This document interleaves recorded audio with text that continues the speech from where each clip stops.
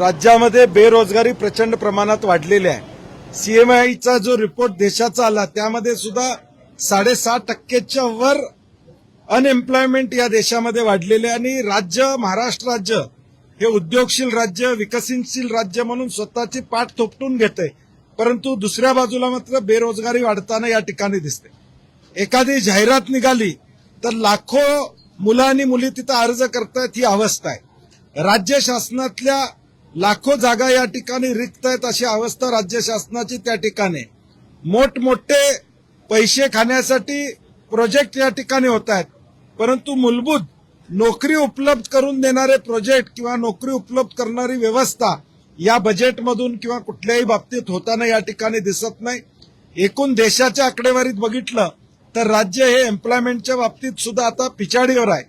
औद्योगिक प्रगतीमध्ये तर आता राज्याचा नंबर हा 5 आणि 6 क्रमांकावर गेलेलाच आहे। याचाच अर्थ काय? उद्योग वाढत नाही म्हणजे रोजगार मिळत नाही, ही अवस्था या राज्याची त्या ठिकाणी झालेली आहे। फेल्युअर ऑफ गव्हर्नन्स हे दुर्दैवानं या वाक्यप्रचार त्या या राज्यातल्या एकूण कारभारासाठी या ठिकाणी वापरावं लागेल। एमपीएससीची मुलं सातत्यानं आंदोलन करतायत। एमपीएससीची भरती ज्यावेळी होते, जाहिरात निघते, जाहिरात निघाल्यानंतर परीक्षा होतात, परीक्षा झाल्यानंतर निकाल राखून ठेवले जातात, हे एक षडयंत्र आहे। मग तुम्ही जाहिरात देताना ज्या त्रुटी आहेत त्या जाहिरातीतल्या त्रुटी तुम्ही का काढत नाही? परत कोर्ट केसेस होतात आणि त्या भरतीला किंवा त्या निकालावर स्टे त्या ठिकाणी येतो। मग 50 वर्षानंतर 60 वर्षानंतर तुम्हाला एमपीएससी मधल्या जाहिराती सुद्धा तुम्हाला व्यवस्थित करता येत नाहीत का? एमपीएससीची जाहिरात ही चुकीची काढायची म्हणजे भरती लांबते आणि आर्थिक बोजा सरकारवर या ठिकाणी पडायला अजून 2-3 वर्ष वेळ लागतो, अशी अवस्था आहे। मधल्या काळात टंकलेखकांच्या विषयासंदर्भात देखील असाच प्रयत्न त्या ठिकाणी झाला। काही पोस्ट ही राज्यातली व्यापकत करण्यात आली। तुम्ही पोस्ट व्यापकत करत असताना किमान 3 वर्षाचा वेळ द्या की 2028 मध्ये या पोस्ट व्यापकत आम्ही करणार आहोत। मुलं किमान त्या पोस्टच्या दृष्टीने अभ्यास करणार नाहीत, परंतु एकूणच ही सगळी भरती प्रक्रिया एमपीएससीची सुद्धा अशा पद्धतीने करायची जेणेकरून तो विद्यार्थी हजर होऊ नये। हजर झाला की पगार चालू होणार, आर्थिक बोजा सरकारवर पडणार, अर्थकारण सरकारचं बिघडलेलं आहे, आर्थिक भार सोसू शकत नाही आणि म्हणून त्याचा परिणाम आता भरतीवर या ठिकाणी होताना दिसतोय।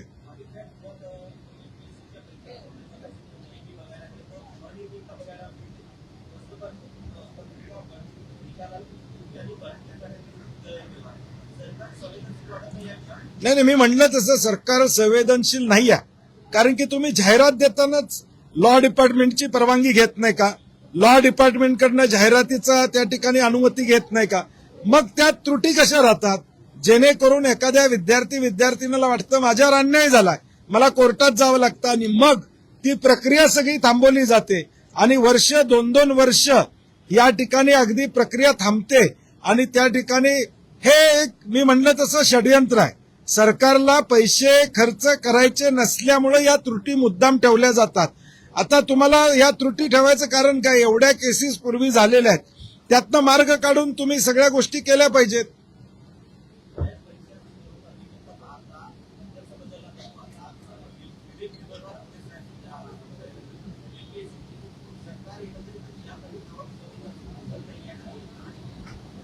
एमपीएससीनं स्वायत्तेनं वागलं पाहिजे अशी आमची अपेक्षा आहे। नव्या अध्यक्षांच्याकडून या राज्यातल्या लाखो तरुणांच्या अपेक्षा आहेत। माझी नव्या अध्यक्षांना, नव्या सगळ्या लोकांना विनंती आहे की पुढच्या ज्या काही परीक्षेचा टाइमलाईन फिक्स करा, त्याचे निकालाची वेळ फायनल त्या ठिकाणी करा। जाहिरातीत कुठल्या त्रुटी, भले जाहिरात 1 महिना लेट करा तुम्ही, काय हरकत नाही, परंतु सगळ्या त्रुटी त्या जाहिरातीतल्या काढून तुम्ही या एमपीएससीच्या भरतीला पुढे जावा अशी आमच्या नव्या अध्यक्षांना विनंती आहे।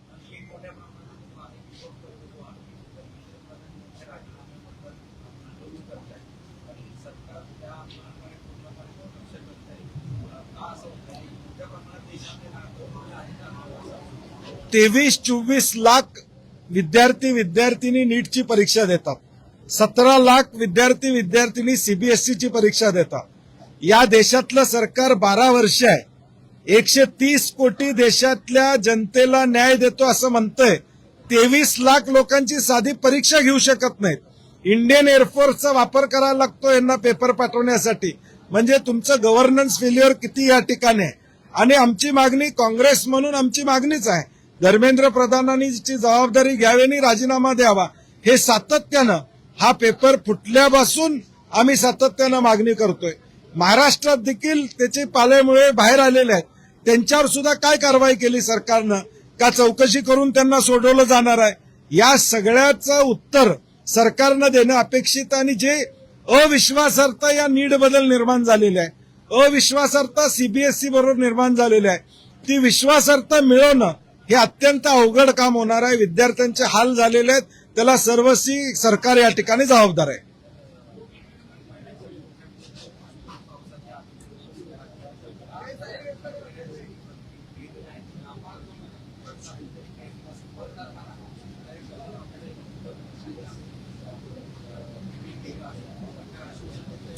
नाही, कर्जमाफीवर आम्ही काल सुद्धा म्हणलो की ही कर्जमाफी नेमकी लोकांपर्यंत पोहोचणार आहे का?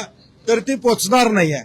कारण की थकीत असणाऱ्यांना 2 लाख रुपये भरले तरच पुढचे या ठिकाणी पैसे त्या ठिकाणी मिळणार आहेत. ज्यानं प्रामाणिकपणे कर्ज फेडलेलं आहे त्याला त्या ठिकाणी तुम्ही योग्य मोबदला देत नाही. माझं साधं म्हणणं आहे, ही देणगी आहे का मदत आहे? जर देणगी असेल तर सरकारच्या व्हिम्सवर, मनावर देणगी चालते. मदत असेल तर मग शेतकरी अडचणीत आहे हे गृहीत धरा. मुळात शेतकरी अडचणीत आहे म्हणून तो कर्जमाफी मागतोय. मग त्याचा कर्ज त्यानं चुकून फेडलं असेल, दुसरीकडनं उचलून कर्ज फेडलं असेल, याचा अर्थ त्याचं उत्पन्न घटलेलं नाही असं नाही. त्याचं त्या वर्षाचं उत्पन्न घटलेलं आहे. आणि म्हणून मला वाटतं सरसकट कर्जमाफी केली पाहिजे. नियम आणि अटी न घालता ही कर्जमाफी केली पाहिजे. आता एखादा गरीब ग्रामपंचायत सदस्य आहे, त्याला तुम्ही त्यातून वगळताय. 25,000 रुपये पगार असणारा माणूस वगळताय. म्हणून माझा बेसलाईन काय, ही देणगी आहे का शेतकरी अडचणीत आलेल्या मदत आहे?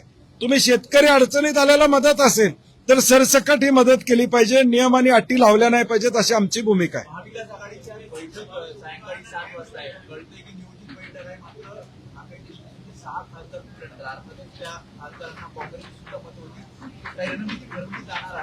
नाही, अंबादास दानवेंची निवड नव्यानं झाली आणि दर अधिवेशनामध्ये एक बैठक महाविकास आघाडी म्हणून आम्ही सातत्यानं घेत असतो.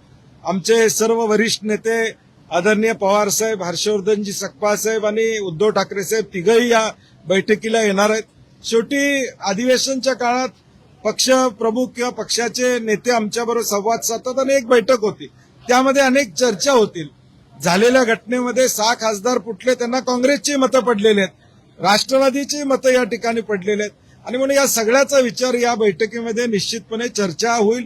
अधिवेशनामध्ये पुढचे कुठले मुद्दे मांडायचे, कुठल्या मुद्द्यांना प्रायोरिटी द्यायची, याची चर्चा आज सखोलपणे या ठिकाणी होईल. चला,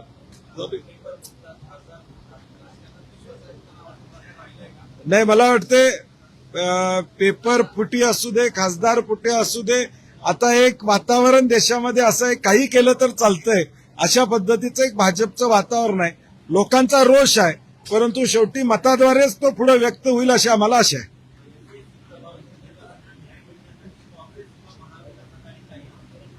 नाही, पुण्यामध्ये युथ काँग्रेसच्या वतीनं सातत्यानं आम्ही, युथ काँग्रेस असेल, शिवराज मोरे असतील, सागर साळुंके असतील, हे दोघंही आमचे युथ आणि एनएसयूचे अध्यक्ष सातत्यानं एमपीएससीच्या विद्यार्थ्यांशी संवाद साधतात, त्यांच्या प्रश्नाला चालना देण्याचा प्रयत्न करतात.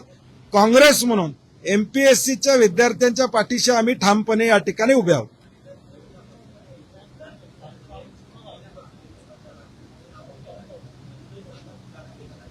नाही, मला वाटतं विधान परिषद आणि विधानसभा दोन्हीचा निर्णय सरकारनं घ्यायला पाहिजे असं मला वाटतंय. परंतु सरकार आता काय, 5वी बहुमत असल्यामुळं पुढे कोण बोलायलाच नको अशी परिस्थिती ते करतात. त्यांना एवढी धास्ती का वाटते मला कळत नाही. कारण की वरच्या सभागृहात सुद्धा आता 50 लोकसंख्या त्यांची झालेली आहे. त्यामुळं जे संविधानिक आहे, घटनेनं दिलेलं आहे, त्या गोष्टी या ठिकाणी मानायच्याच नाहीत, ही साधारणपणे व्यूहरचना सरकारची दिसते. अरे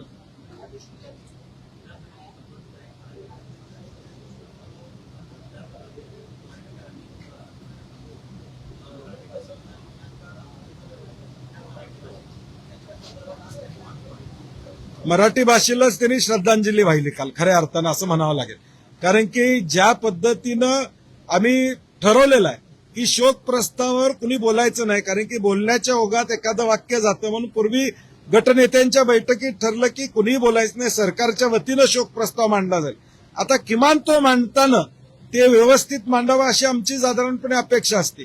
288 आमदारांना बोलायची इच्छा असती, त्यांच्या मतदारसंघातलं असलं किंवा एक महान व्यक्ती असलं, परंतु तो नियम आम्ही बाजूला ठेवला, कारण की मेसेजिंग जे जाणं आहे, सभागृहाचं मेसेजिंग हे एक वाक्यतेनं त्या दुःखद घटनेच्या बाबतीत गेलं पाहिजे. सगळ्यांनी बोलण्यापेक्षा अध्यक्ष आणि सभापतींनी आमच्या सगळ्यांचं हे मत आहे असं पद्धतीनं त्यांच्या कुटुंबाला किंवा त्यांना मानणाऱ्या लोकांच्यापर्यंत गेलं पाहिजे, ही भूमिका आहे. परंतु दुर्दैवानं ते सुद्धा मांडता येत नाही अशा अवस्था या सरकारची आहे.